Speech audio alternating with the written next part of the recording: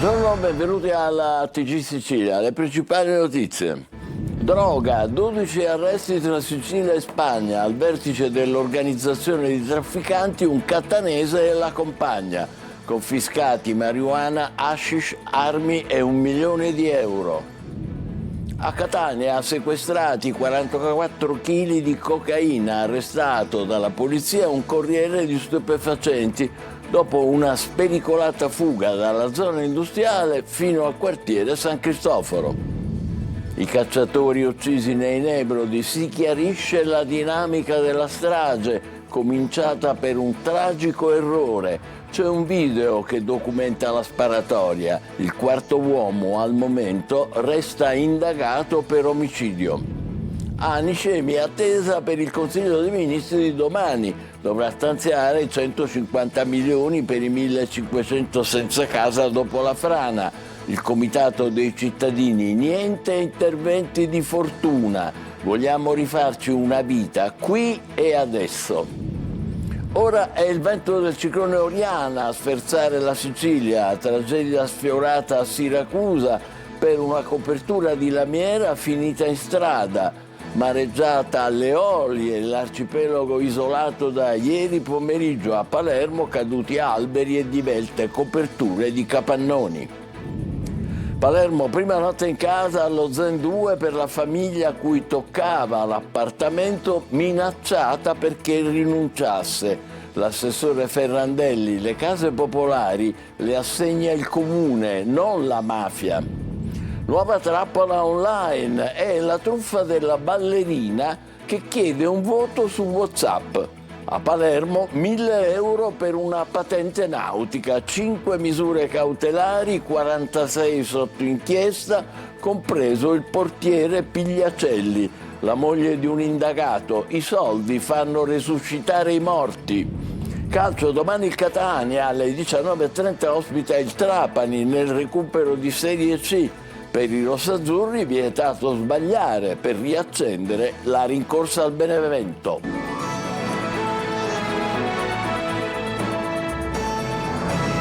Ben trovati, traffico internazionale di droga, 12 arresti fra Sicilia e Spagna, al vertice dell'organizzazione un catanese e la compagna, sequestrati marijuana, hashish, armi e €1 milione. Tonino De Mana.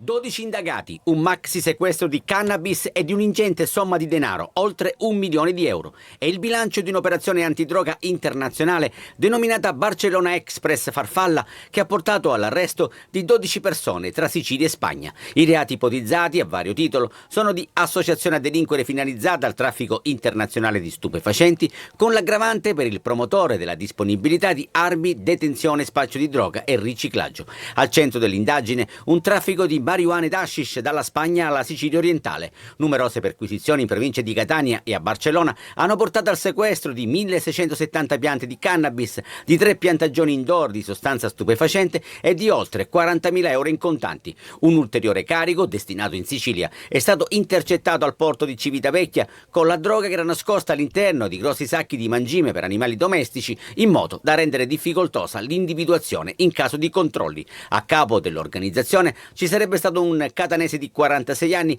che si avvaleva della preziosa collaborazione della compagna. Ad entrambi è stato contestato il reato di riciclaggio di denaro. E sempre a Catania è arrestato dalla polizia un altro corriere della droga dopo una spericolata fuga dalla zona industriale fino al quartiere San Cristoforo. Sequestrati 44 kg di cocaina. Desiree Ferlito. Pensava di muoversi lontano da occhi indiscreti tra i capannoni della zona industriale di Catania, ma il suo giro di rifornimento si è trasformato in una fuga disperata finita con le manette. Un extracomunitario di 31 anni è stato arrestato dalla squadra mobile con l'accusa di detenzione di sostanze stupefacenti ai fini di spaccio. L'uomo è stato notato mentre armeggiava sotto il sedile anteriore lato passeggero della sua auto. Alla vista degli agenti ha tentato di scappare speronando l'auto di servizio e dandosi alla fuga fino al quartiere di San Cristoforo, dove ha abbandonato il veicolo nel tentativo di far perdere le proprie tracce. All'interno dell'auto gli investigatori hanno sequestrato 10 panetti di cocaina per un peso complessivo di 11 kg, oltre a un borsello contenente un telefono cellulare e 2 passaporti intestati allo stesso fuggitivo. I successivi controlli hanno permesso di rinvenire altri 28 panetti di cocaina. In totale sono 44 i panetti di droga sequestrati. L'uomo, rintracciato poco dopo, è stato arrestato e trasferito nel carcere di Piazza Lanza. Il giallo dei cacciatori uccisi a Montagna Reale. Gli investigatori analizzano il video di una telecamerina fissata al fucile di una delle 3 vittime. La strage cominciata per un tragico errore. Intanto il quarto uomo rimane al momento indagato per omicidio. Si è avvalso della facoltà di non rispondere. Francesco Triolo. Il mistero del triplice omicidio di Montagna Reale sarebbe rinchiuso nella scheda SD della telecamerina che uno dei fratelli Pino aveva installato sul suo fucile. Immagini che non sarebbero nitide perché girate nel bosco all'alba con poca luce, ma gli investigatori stanno analizzando il filmato per cercare di comprendere esattamente la dinamica dei fatti. Da una prima ricostruzione Antonio Gatani, vedendo muoversi qualcosa tra i cespugli, avrebbe sparato colpendo uno dei fratelli Pino, l'altro avrebbe risposto al fuoco all'indirizzo di Gatani e il quarto uomo, ecco che entra in gioco, l'amico di Gatani, avrebbe ucciso anche il secondo fratello. Il 48enne, compagno di caccia di Antonio Gatani, è stato il primo ad essere stato sentito dai carabinieri quella mattina, ma senza il suo avvocato, e quindi le sue dichiarazioni sono inutilizzabili, anche se avrebbe ammesso di aver partecipato alla sparatoria. Per questo sulla vicenda c'è il riservo più assoluto: il 48enne sarebbe indagato, non arrestato. Adesso dovrebbe essere nuovamente sentito dai giudici, questa volta con la presenza dei suoi avvocati, che nel frattempo hanno minacciato una denuncia per violazione del segreto istruttorio dopo la divulgazione su alcuni organi di stampa di particolari dell'inchiesta. Alla Procura di Patti invece si sta ricostruendo il puzzle e saranno fondamentali anche le risultanze dei rilievi del RIS dei Carabinieri nelle ore immediatamente successive alla morte dei 3 cacciatori. Incidente stradale mortale a Gela. A perdere la vita un 27enne. Il giovane avrebbe perso il controllo della moto. Il primo a intervenire è stato il sindaco di Gela, che gli ha praticato il massaggio cardiaco, ma purtroppo il giovane è deceduto poco dopo l'arrivo in ospedale. Niscemi, il centro storico devastato, oltre 1500 sfollati, famiglie e commercianti senza casa né lavoro. Il Paese attende il Consiglio dei Ministri di domani per gli stanziamenti annunciati dalla Premier Meloni. Il Comitato dei cittadini dice: abbiamo fiducia nello Stato, ma servono risposte immediate. Gerry Italia. Case sventrate, saracinesche abbassate e strade deserte. A Niscemi la frana ha stravolto il volto del centro storico e sospeso la vita di oltre 1500 persone. Un'intera comunità costretta a fuggire, lasciando dietro di sé case, attività e ricordi. Ieri gli sfollati hanno incontrato la Premier Giorgia Meloni per chiedere risposte, tempi certi e interventi immediati. E la richiesta è netta: risarcimenti rapidi e sicurezza per chi dovrà rientrare. Questa sicurezza la danno gli interventi che dovranno essere fatti nei costoni. Non siamo d'accordo con soluzioni di fortuna, con Newtown, con altre soluzioni che non ci interessano. Ecco, noi vogliamo essere risarciti ed essere liberi di rifarci una vita, di ricominciare una vita dove ci pare. E dal governo ieri sono arrivate promesse di fondi e procedure accelerate. Le risorse ci saranno per fare quello che va fatto. Ma non vanno disperse, e quindi anche rispetto a quello che è accaduto nel passato, dove a volte non mancavano le risorse ma mancava la capacità di spesa di quelle risorse, la mia scelta è che le risorse devono essere erogate man mano che vengono spese. Alla Premier fa eco anche il sindaco Massimiliano Conti, che ribadisce che Niscemi non verrà lasciata sola. Ci sarà il Consiglio dei Ministri dove verrà varato un DL e noi saremo chiaramente trattati nel DL con apposite norme, con appositi stanziamenti, e ci sarà un commissario straordinario soltanto per Niscemi. Tutto questo per accelerare i tempi, è una cosa che ci dà certezza alla città, e quindi siamo pienamente soddisfatti. Ma in città oggi la fiducia è legata ai fatti, perché la ferita è profonda e il tempo pesa. Noi vogliamo dobbiamo ricevere questi aiuti per ricostruirci una vita qui, per ricostruire una vita a Niscemi e ricominciare, ma non tra 10 anni, 14 anni come è stato fatto, qualcuno anche se ne vanta, ma adesso. Sicilia sferzata dal vento del ciclone Oriana, adesso raffiche oltre i 100 km all'ora, tragedia sfiorata a Siracusa dove una copertura di lamiera è finita in mezzo alla strada e anche a Palermo diverse coperture di capannoni, caduto un albero, mareggiata alle Eolie e l'arcipelago è isolato da ieri pomeriggio. Francesco Aloi. Il forte vento si sta facendo sentire in gran parte della Sicilia. Qui siamo a Siracusa. In via Piave di buon mattino si è sfiorata la tragedia proprio a 2 passi dall'ufficio postale. Questa copertura in lamiera è venuta giù da un tetto, fortunatamente non colpendo passanti. Ma le raffiche di vento stanno mettendo a dura prova un po' tutta l'isola. In realtà interessano tutto il Tirreno meridionale con intensità anche a tratti molto forti, superiori ai 100 km e raffiche superiori ai 100 km orari. Fortunatamente la perturbazione però si sta allontanando e nelle prossime ore avremo un miglioramento del tempo che ci accompagnerà anche nella giornata di domani. Mattinata da dimenticare a Palermo. Nella notte un albero è caduto bloccando via Ugo La Malfa e traffico in tilt da viale Regione Siciliana Nord-Ovest a via Belgio. Danni anche a Brancaccio con alcuni tetti dei capannoni divelti. Vento e mareggiate hanno isolato l'arcipelago delle Eolie. Non c'è pace per l'approdo agli scafi nella frazione di Ginostra a Stromboli, con i marosi che hanno scardinato e trascinato in mare altri pezzi del grigliato.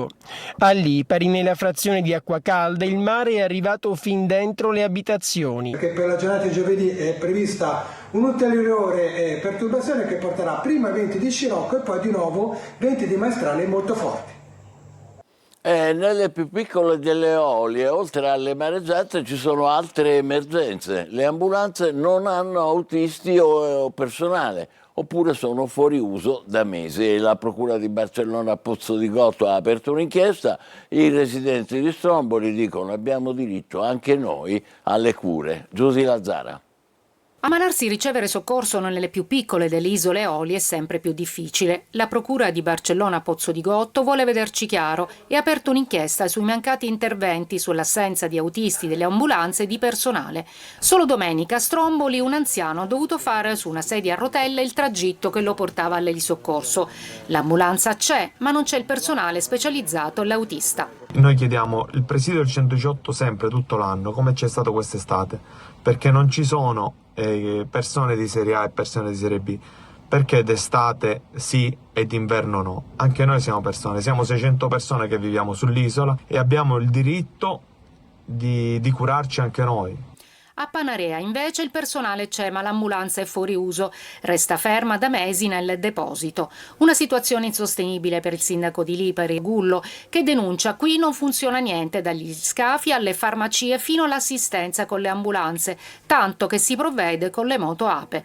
L'ASP di Messina, dal canto suo, che si occupa del trasporto all'eolio e degli ammalati fino all'elisoccorso, ha attivato la convenzione con le associazioni di volontariato.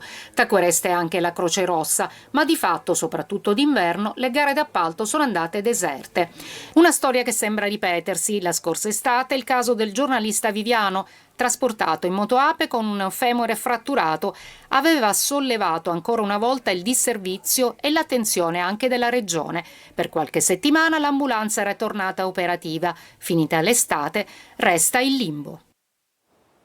Palermo, prima notte di quiete nella casa dello Zen per la famiglia assegnataria dell'immobile che era stato danneggiato e poi presidiato dall'assessore Ferrandelli, che chiarisce: qui la mafia non vince, ci sono le istituzioni. Marco Gullà. Alla fine ha vinto la legalità. Prima notte serena per la famiglia composta da 2 adulti e 6 figli che da ieri ha preso possesso della casa allo Zen 2, presidiata giorno e notte dall'assessore Ferrandelli assieme ad associazioni e cittadini dopo le minacce di morte verso la precedente famiglia che era scappata impaurita nel cuore della notte. Cornetti e caffè questa mattina per la famiglia offerti dall'assessore all'emergenza abitativa. È un atto di presenza reale delle istituzioni che non intendono girarsi trovarsi dall'altro lato e soprattutto che vogliono affermare il fatto che le case popolari le dà il comune, non le dà la mafia, non la dà la criminalità organizzata e non si profitta sul bisogno. Noi diamo le case popolari gratis a chi è iscritto nella lista dell'emergenza abitativa. Cosa Nostra ti fa pagare 10-15 mila euro ad appartamento per fare una vita da latitante. Uno schiaffo a Cosa Nostra che gestiva il traffico illecito dell'assegnazione delle case. La risposta ferma delle istituzioni. Se non hai i soldi per poter pagare 10-15 mila euro ti chiedono l'affiliazione per pratiche illegali per te e per i figli. Noi vogliamo spezzare questo gioco ed è il motivo per il quale stiamo vigilando centimetro per il centimetro il nostro patrimonio edilizio, perché saremo noi a dare le case, casa dopo casa. Siamo passati da 7 case popolari date ogni anno dal Comune di Palermo ad una media in questi ultimi 16 mesi di 250 case. Importantissima questa operazione di legalità allo Zen. Restiamo a Palermo, dove tornano in piazza i 95 precari dell'ARPA, che è l'azienda per la protezione ambientale dell'ambiente. La scadenza dei contratti, il 28 febbraio, si avvicina, ma dalla Regione non arriva nessun segnale per la stabilizzazione, nonostante l'ente, secondo i sindacati, sia sotto organico. Attenzione, diffusa anche in Sicilia la truffa della ballerina.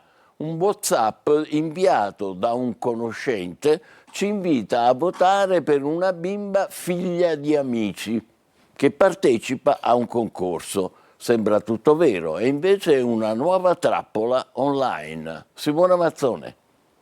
Un messaggio inoltrato come tanti, una ballerina in primo piano con la didascalia "potresti votarla" e la figlia di amici cari.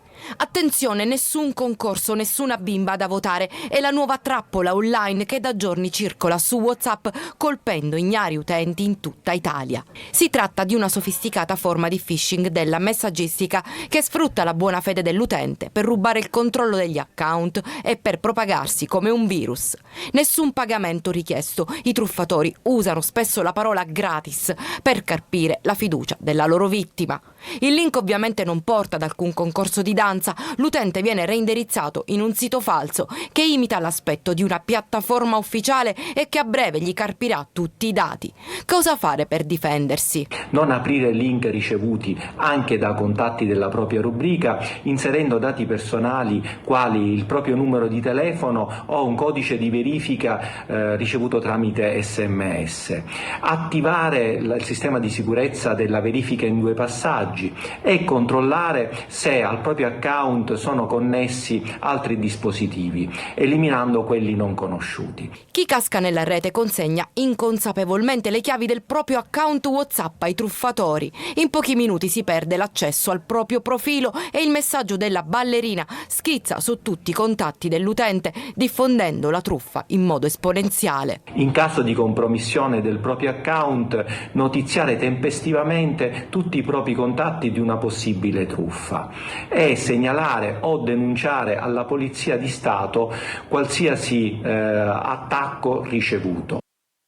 Non rispondiamo alla ballerina, ma non è finita. 1.000 euro per una patente nautica ed esami truccati. Alla motorizzazione di Palermo 5 misure cautelari, 46 indagati. Le telecamere hanno ripreso funzionari che contavano le mazzette in bagno. Per la procura un sistema corruttivo collaudato. Desiree Ferlito. Patenti nautiche vendute a prezzo fisso, esami truccati e mazzette contate perfino nel bagno degli uffici. È lo scandalo che scuote la motorizzazione di Palermo, dove un'indagine ha portato all'emissione di 5 misure cautelari e coinvolto complessivamente 46 persone. Il provvedimento è stato firmato dal GIP al termine degli interrogatori preventivi. Le indagini, supportate da intercettazioni ambientali e telecamere piazzate dalla polizia stradale negli uffici, avrebbero fatto emergere un vero e proprio sistema corruttivo. Le immagini riprenderebbero l'ex funzionario Marcello De Caro mentre conta 7.000 euro in contanti all'interno di un bagno della struttura. Poco dopo, nello stesso luogo, un collega sarebbe stato immortalato con un'altra busta piena di denaro. Secondo l'accusa esisteva un vero e proprio tariffario, 1.000 euro per ottenere la patente nautica, con possibilità di conoscere in anticipo le domande dell'esame. In alcuni casi i candidati non si sarebbero nemmeno presentati ai quiz e la loro presenza sarebbe stata attestata falsamente. Tra gli indagati anche il portiere del Catanzaro Mirko Pigliacelli. Secondo i magistrati il verbale del suo esame sarebbe stato falsificato perché nel giorno del quiz si trovava in ritiro con la sua squadra. L'inchiesta punta ora a chiarire l'ampiezza del sistema e il numero effettivo di patenti rilasciate. E c'è un'altra truffa di vaste dimensioni, anche questa scoperta questa volta nel Trapanese. 800.000 euro sono stati sequestrati all'ex direttrice di un ufficio postale. A fare scattare le indagini la denuncia di un anziano. Secondo l'accusa, la donna indagata convinceva i risparmiatori a investire il loro denaro in buoni postali con interessi più vantaggiosi di quelli consueti. In realtà i soldi li tascava lei. La donna è stata licenziata, le vittime sono state risarcite. Spettacolo ad Agrigento, 40 anni di successi e una storia che continua a parlare al presente. Applausi convinti al Palacongressi per Forza Venite Gente. Si chiama così il musical dedicato a San Francesco d'Assisi. Davide Sardo. C'è un teatro che intrattiene e un teatro che lascia il segno. E ancora una volta è accaduto con Forza Venite Gente, la commedia musicale dedicata alla vita di San Francesco d'Assisi, che ha conquistato il pubblico del Palacongressi di Agrigento nell'ambito della rassegna Riflessi Culturali. Oltre 40 anni di storia sulle spalle e un entusiasmo che non conosce tempo. 20 performer tra attori, cantanti e ballerini hanno dato vita a uno spettacolo rinnovato nelle scenografie e nelle soluzioni tecnologiche, ma fedele all'impianto narrativo che dal 1981 emoziona generazioni. Al centro il conflitto universale tra il giovane Francesco e il padre Pietro Bernardone, la scelta tra ricchezza materiale e vocazione spirituale, tra aspettative familiari e libertà interiore. È una storia in cui tutti possono ritrovare dei piccoli pezzetti di sé, c'è un rapporto tra un padre e un figlio molto conflittuale, c'è la capacità di un uomo di radunare persone e di coinvolgerle verso la direzione che aveva scelto. Abbiamo un pubblico che è estremamente caloroso, estremamente numeroso, che canta con noi, che si emoziona con noi e che, essendo uno spettacolo che ha tanti anni, in qualche modo rivive anche un po' la propria storia. Applausi convinti e partecipazione calorosa per uno dei musical più longevi del panorama nazionale, capace ancora oggi di unire comunità diverse attorno a un messaggio senza tempo. Ad Agrigento, Forza Venite Gente, è il momento della nostra pausa, tra poco per il calcio, le ultime sul Catania in vista del derby di domani sera contro il Trapani. Vi aspetto.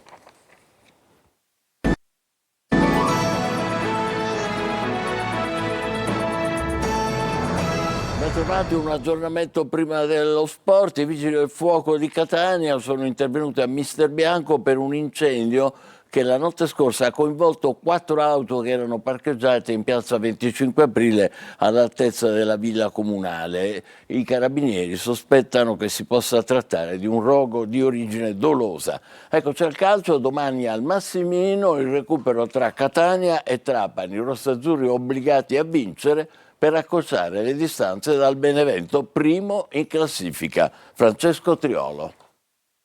È tempo di non perdere più tempo, un gioco di parole che rende però l'idea della condizione attuale del Catania del campionato. Il recupero di domani sera al Massimino contro il Trapani può mettere in condizione i rossazzurri di risalire a -5 in classifica dal Benevento. Un altro risultato renderebbe le distanze con il primo posto sempre troppo lunghe, considerato che le partite da giocare sono sempre di meno.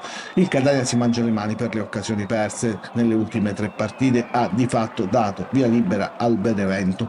Toscano e il club hanno scelto la via del silenzio per rispetto alla scomparsa di Orazio Russo e quindi non ci sarà la consueta conferenza stampa di vigilia. Il tecnico però recupera Lunetta e Corbari dopo la squalifica e ritrova Di Noia che ha saltato la gara di domenica per un affaticamento muscolare. Può contare regolarmente su Brunzaniti che si giocherà il posto sulla 3/4 con D'Ausilio, Lunetta stesso e Jimenez. Il Trapani arriva al Massimino dopo la sconfitta di Giuliano, pesante per la classifica dei Granata, mischiati sempre di più nella zona play-out. Aronica per la partita di domani ha tutti gli uomini a disposizione tranne gli infortunati Ciuferri e Vasquez. Su quest'ultimo c'è una leggera speranza, ma lo staff medico valuterà le condizioni della sua caviglia e poi si deciderà se sarà disponibile, almeno per la panchina. Ci fermiamo qui, appuntamento per altre notizie alle 20, grazie per essere stati con noi, buon pomeriggio.